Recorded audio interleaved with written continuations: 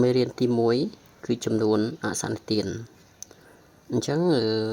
នៅការនៅថ្នាក់ទី8គឺយើងបានសិក្សារួចមកហើយអំពីមេរៀន1ដែលមានចំណងជើងថាចំនួនសន្និទានអញ្ចឹងចំនួនសន្និទានគូសូមរំលឹកបន្តិចគឺវាមានទម្រង់ a លើ b ណា a លើ b ដែល a និង b ជាចំនួនគត់ relative ជាចំនួនគត់ relative អូខេអញ្ចឹងហើយ b ផ្ទុយពី0អញ្ចឹងមកដល់ថ្នាក់ទី9នេះគឺយើងនឹងរៀនមេរៀនថ្មីមួយទៀតដែលវាជាមេរៀនផ្ទុយពីចំនួនសន្និទានគឺជាចំនួនអសន្និទានអូខេអញ្ចឹងតើស្អីទៅជាចំនួនអសន្និទានអញ្ចឹងចំនួនអសន្និទានគឺជាចំនួនដែលមិនអាចសរសេរទៅជាទម្រង់ a លើ b បានណាវាមានទម្រង់ឧទាហរណ៍គូដាក់ឬការ៉េនៃ2អញ្ចឹងមានន័យថាយើងមិនអាចបំលែងវាទៅជាទម្រង់សន្និទានបាននឹងហើយគេហៅថាចំនួនអសន្និទានអូខេឥឡូវយើងមើលចំណុចទី1របស់យើងនិយាយពីឬការ៉េអ្វីទៅជាឬការ៉េអញ្ចឹងយើងមើលជាទូទៅបើសិនជា a ធំជាង0ហើយ x ការ៉េស្មើ a នោះគេទាញបាន x ស្មើនឹងឬការ៉េនៃ a និង x ស្មើដកឬការ៉េនៃ a ឬក៏យើងអាចសរសេរកាត់យើងសរសេរមិនបើសិនជា x ការ៉េស្មើ a យើងអាចសរសេរថានាំឲ្យ x ស្មើឬការ៉េនៃ a បំពាក់សញ្ញាបូកដកអូខេហ្នឹងបើសិនជាយើងចង់សរសេរជាទម្រង់កាត់អូខេឥឡូវយើងមើលលំហាត់គំរូរបស់យើងរកឬការ៉េនៃសមីការខាងក្រោមអូខេអញ្ចឹងសមីការរបស់យើងគឺមានចំនួន6អញ្ចឹងយើងចាប់ផ្ដើមធ្វើចម្លើយទាំងអស់គ្នាអូខេចម្លើយ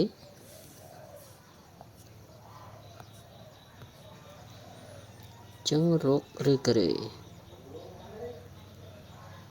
រកឬការ៉េនៃសមីការឥឡូវយើងមើលកគឺ x ការ៉េស្មើនឹង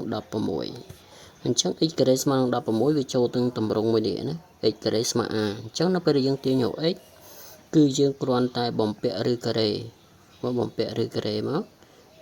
ឬការ៉េនៃ16អញ្ចឹងដោយសារតែ16ដោយសារតែរូបមន្តរបស់យើងមានសញ្ញាបូកដកអញ្ចឹងគ្រូបញ្ជាក់បន្តិចសញ្ញាបូកដកនេះគឺបញ្ជាក់ថា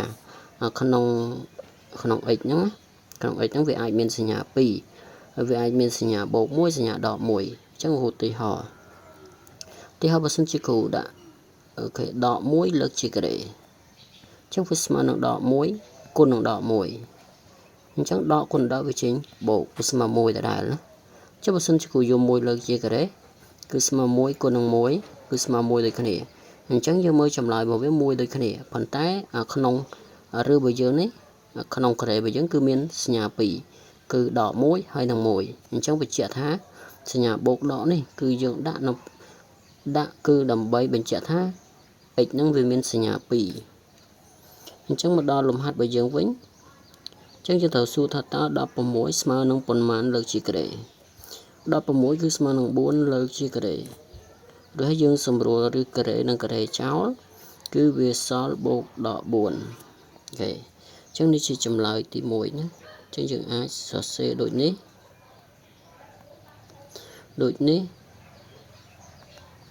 សមីការមានឬ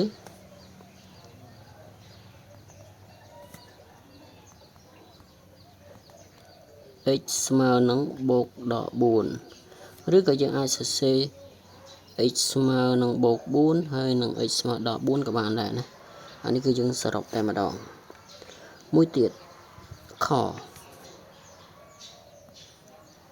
x ការ៉េស្មើនឹង7អញ្ចឹងនាំឲ្យ x របស់យើងអនុវត្តតាមរូបមន្តគឺស្មើនឹងបូកដកឬការ៉េនៃ7អញ្ចឹងដោយសារតែ7នេះវាអត់មានអីលើកជាការ៉េស្មើ7ទេអញ្ចឹងយើងទុកវាជាឫសតែម្ដងអញ្ចឹងចម្លើយវាប៉ុណ្ណឹងដូចនេះសមីការមានឬ x ស្មើនឹងបូកដកឬ7អូ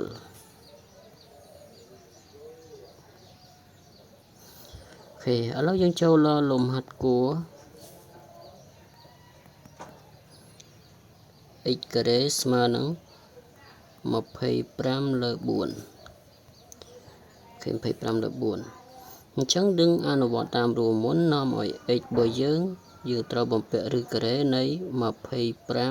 25លើ 4 អញ្ចឹងយើងដាក់សញ្ញាបូកដកអញ្ចឹង25លើ 4 នេះយើងអាចសរសេរថា25គឺ5លើកជាការ៉េហើយ4នេះគឺ2លើកជាការ៉េអញ្ចឹងយើងដាក់5លើ2លើកជាការ៉េហើយយើងសម្រួលឬការ៉េនិងការ៉េចោលទៅគឺវានៅសល់បូកដក5លើ2អញ្ចឹងយើងអាចឆ្លើយដូចនេះបានដូចនេះសមីការមានឬនឹងបញ្ជាក់ថាឬការ៉េណា x ស្មើនឹងបូកឬក៏ដក5លើ2អូខេនេះគឺជាចម្លើយលំហាត់គួរ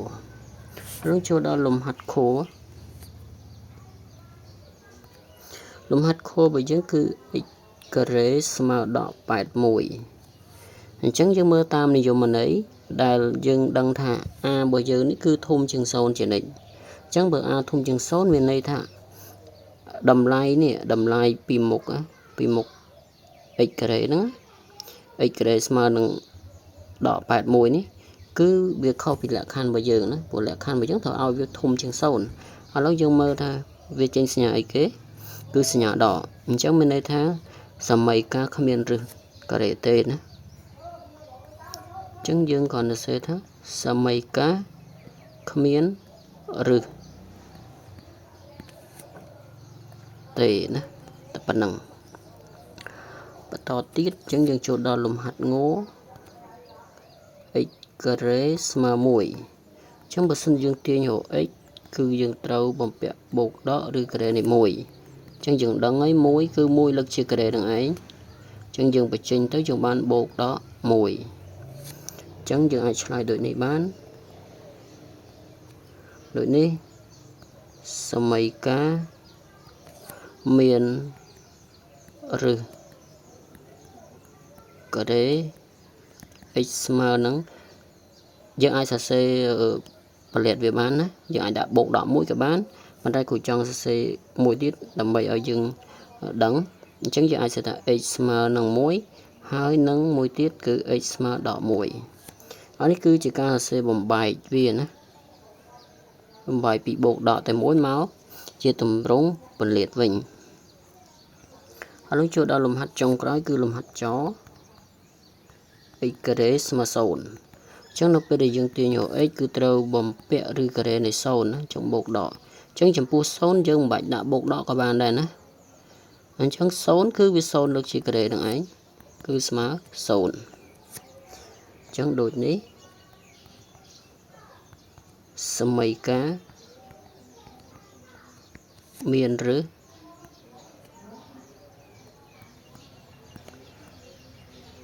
ការ៉េ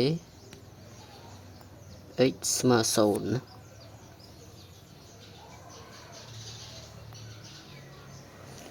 អូខេអញ្ចឹងយើងចូលដល់ប្រតិបត្តិអញ្ចឹងប្រតិបត្តិគ្រូបានកែឲ្យគ្រូដាក់នៅក្នុង playlist មួយអញ្ចឹងបងប្អូនទាំងអស់គ្នាអាចទៅមើលនៅក្នុង playlist ចម្លើយប្រតិបត្តិទុំចម្លើយប្រតិបត្តិពេជ្រគណិតធននេះពេជ្រគណិតណាពេជ្រគណិតថ្នាក់ទី9អូខេអញ្ចឹងការបង្រៀនចំណុចទី1របស់យើងគឺចប់តែប៉ុណ្ណឹងអញ្ចឹងគ្រូយើងនឹងជួបគ្នានៅវីដេអូផ្សេងៗទៀតនៅពេលក្រោយ